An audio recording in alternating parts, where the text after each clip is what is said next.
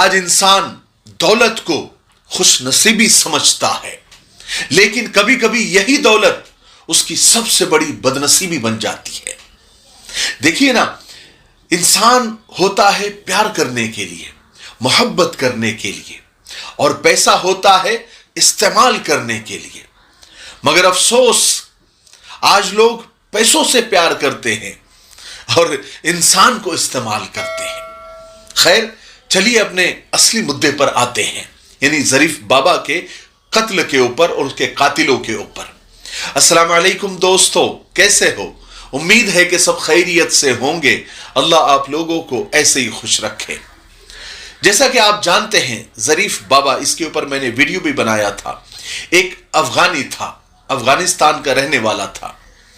1 महीना पहले ही नासिक जिले के येवला तालुके में दिन दहाड़े उस बाबा का बेरहमी से कत्ल कर दिया गया। उस वक्त पुलिस ने 3 मुलजिमों को गिरफ्तार भी किया जो इस वक्त नासिक जेल में है, लेकिन एक असल मुजरिम था जो कि फरार था, जिसकी तलाश में पुलिस तकरीबन 1 महीने से थी। फिर पुलिस को पता चला कल या 2 दिन पहले कि अहमदनगर के जिले के एक तालुके राहुरी में वो मुलजिम और उसके साथी खाना खाने के लिए एक होटल में पहुंचने वाले हैं। पुलिस को पक्की खबर मिली तो पुलिस सिविल ड्रेस में, यानी सादे लिबास में वहां पहुंची और उन तीनों मुलजिमों को धर दबोचा। उनके पास बंदूक, यानी जो देसी कट्टे होते हैं, देसी बंदूकें होती है, वो और जिंदा कारतूस बरामद कर लिए। हम सब जानते हैं कि ज़रीफ बाबा ने 4 सालों में करोड़ों की प्रॉपर्टी और जायदाद बना ली, लेकिन चूंकि वो अफगानी शहरी था तो जायदाद अपने नाम पे नहीं कर सकता था, इसलिए उसने अपने खास लोगों, जो उसके दोस्त थे, जो उसके आसपास रहते थे, वो सारी प्रॉपर्टी, करोड़ों की प्रॉपर्टी उनके नाम कर दी थी।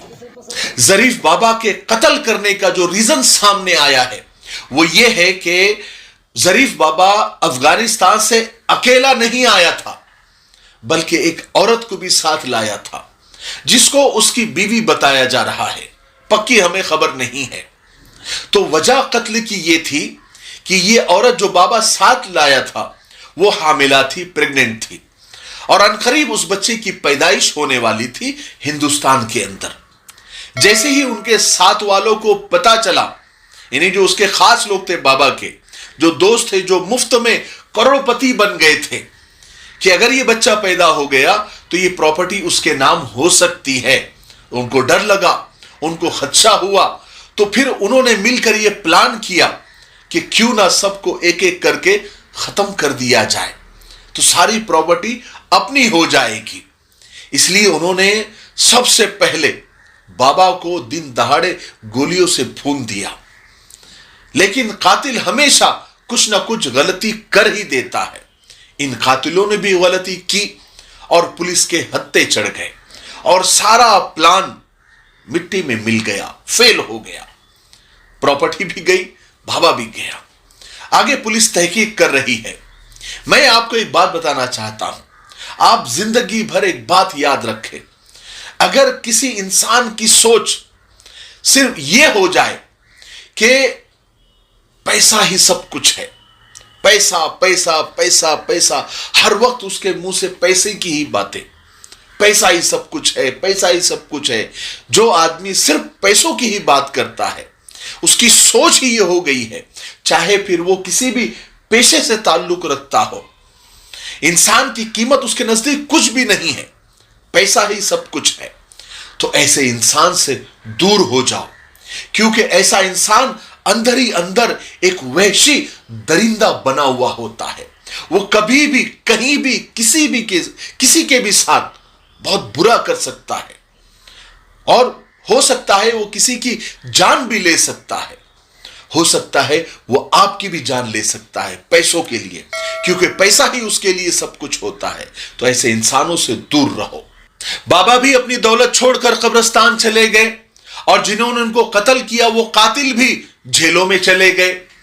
दौलत की लालच ने और जायदाद के अज़दे ने सबकी जिंदगी को बर्बाद कर दिया, खत्म कर दिया। अब दौलत का क्या करेंगे? कुत्ते खाएंगे।